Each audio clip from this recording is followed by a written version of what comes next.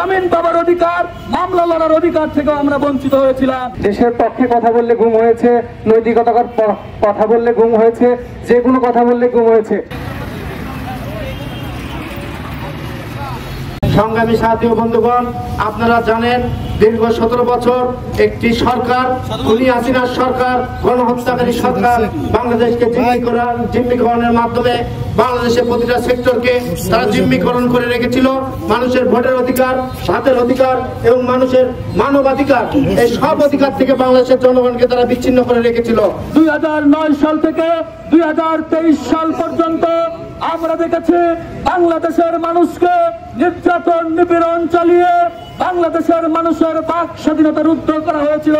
বাংলাদেশে বিরোধী রাজনৈতিক দলের নেতা কর্মীদেরকে বাড়ি থেকে তুলে নিয়ে গিয়ে গুম করা হয়েছিল, বাড়ি থেকে তুলে নিয়ে গিয়ে ক্রস ফায়ার করে হত্যা করে লাশ নদীতে ভেসে দেওয়া হয়েছিল। যার বিচার বাংলাদেশের মানুষ পায়নি, সেই নিহতর পরিবার কিন্তু সেই বিচার থেকে বঞ্চিত হয়েছে। আমরা যারা দুঃসময়ে এই বিগত স্বৈর শাসকের বিরুদ্ধে রাজপথে লড়াই করেছি, আমরা ন্যূনতম আইনি যে অধিকার আমাদের রয়েছে, এই আইনি অধিকার থেকে আমাদের জামিন পাবার অধিকার, মামলা লড়ার অধিকার থেকে আমরা বঞ্চিত হয়েছিলাম। এই কোটা সংস্কার আন্দোলনকে এমন ভাবে তারা রূপ নিয়েছে যেন বাংলাদেশের একটি রক্তক্ষয়ী যুদ্ধে তারা পরিণত করেছে। এই সামান্য আন্দোলন থেকে প্রায় 2000 শিক্ষার্থীকে তারা হত্যা করে, আমি মনে করি বাংলাদেশের মানবাধিকারকে হত্যা করা হয়েছে। বন্ধুরা, বাংলাদেশের প্রতিটা শিক্ষা প্রতিষ্ঠানে এইরকম হত্যাকাণ্ডের নজির রয়েছে। এর আগে কলেজেও সাধারণ শিক্ষার্থী সেলিমকে হত্যা করেছিল এই বৈষম্য বিরোধী আন্দোলনে।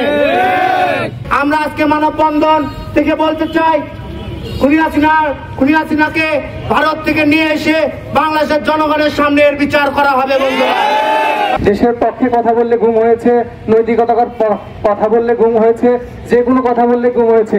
আর এই গুমের সাথে সব থেকে সংশ্লিষ্ট কারা ছিল, যারা ছিল তারা হচ্ছে প্রশাসনের ভিতরে ছিল সবকিছু, রয়ের এজেন্ট। ভারত আমাদের সব থেকে বড় শত্রু।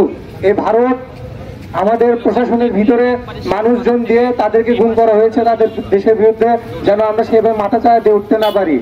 আজকের এই আন্তর্জাতিক মানবাধিকার দিবসে আমরা প্রশাসনকে দৃষ্টি আকর্ষণ করে বলতে চাই, অনতিবিলম্বে এই গণহত্যাকারী, মানবাধিকার লঙ্ঘনকারী শেখ হাসিনা এবং তার দোসরদের সহযোগীদের অতি দ্রুত অনতিবিলম্বে গ্রেপ্তার করে আইনের আওতায় এনে শাস্তি নিশ্চিত করার মাধ্যমে বাংলাদেশে একটি দৃষ্টান্ত স্থাপন করতে হবে, যাতে আগামী দিনে কোন স্বৈর শাসক যেন বাংলাদেশের মানুষের অধিকার হরণ করে, বাংলাদেশের মানুষের মৌলিক অধিকারকে হরণ করে রাষ্ট্র ক্ষমতা দীর্ঘায়িত করতে না পারে।